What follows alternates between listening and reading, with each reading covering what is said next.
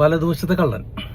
ജിത്തു ജോസഫിന്റെ എല്ലാ സിനിമകളുടെയും പോലെ റൈറ്റിംഗ് തന്നെയാണ് ഇതിന്റെയും സ്ട്രോങ് പാർട്ട്.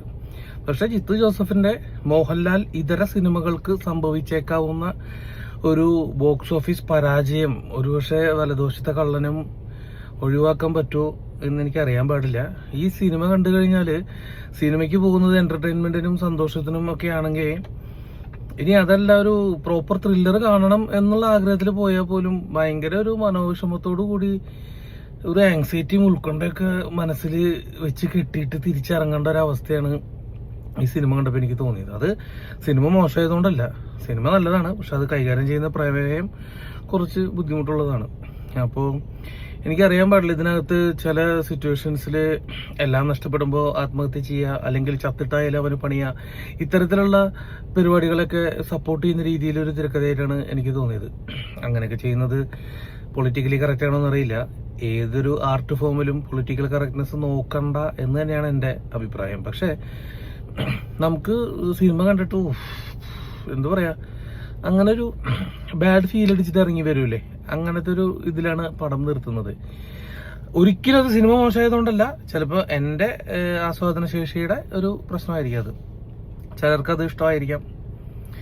പിന്നെ ബിജു മേനോൻ എന്ന് പറയുന്ന ആക്ടർ നായകനായിട്ടും വില്ലനായിട്ടും ഒക്കെ അഴിഞ്ഞാടിയിട്ടുള്ള പെർഫോമൻസ് ലെവൽ കൊണ്ടും ബോഡി ലാംഗ്വേജ് കൊണ്ടും ഒക്കെ അഴിഞ്ഞാടിയിട്ടുള്ള ഒരു സിനിമയാണ്. ജോജു ജോസഫ് ഈക്വലി പ്രാധാന്യമുള്ള റോളാണെങ്കിൽ പോലും സ്ക്രീൻ പ്രസൻസ് കൊണ്ട് ഒരുപക്ഷെ കുറവായിരിക്കാം. പിന്നെ ലെന, നിരഞ്ജന, അനൂപ് തുടങ്ങി ഒരുപാട് ആർട്ടിസ്റ്റുകൾ അതിനകത്തുണ്ട്. ഇർഷാദ്. തിരക്കഥയുടെ ഒരു എന്താ പറയാ,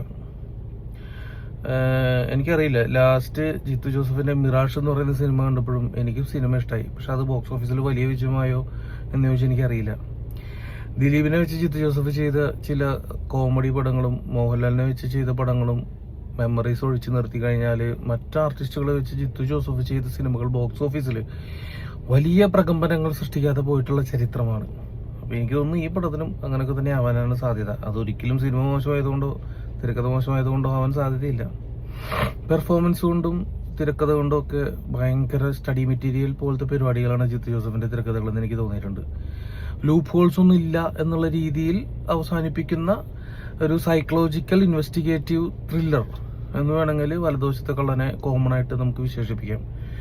തിയേറ്ററിൽ പോയി കാണണമെന്ന് ചോദിച്ചു കഴിഞ്ഞാൽ തിയേറ്ററിൽ പോയിട്ട് കാണാം, നഷ്ടമൊന്നും ആർക്കും തോന്നില്ല. പക്ഷെ അത് കണ്ടു കഴിഞ്ഞാലും അങ്ങനെ ഭയങ്കര ഒരു വലിയ സിനിമ കണ്ട പോലെയോ അങ്ങനെയൊന്നും തോന്നുന്നു.